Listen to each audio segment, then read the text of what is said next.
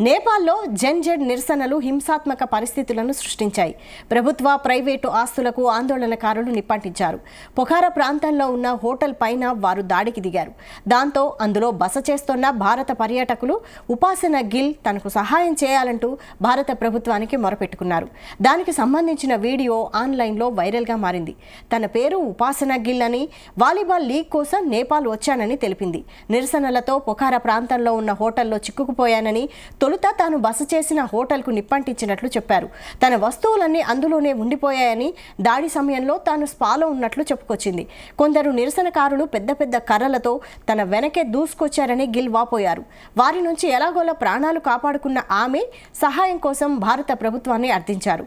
ప్రస్తుతం పరిస్థితులు ఏమాత్రం బాగా లేవని, రోడ్డుపై ఎక్కడ చూసినా మంటలే కనిపిస్తున్నాయని వెల్లడించారు.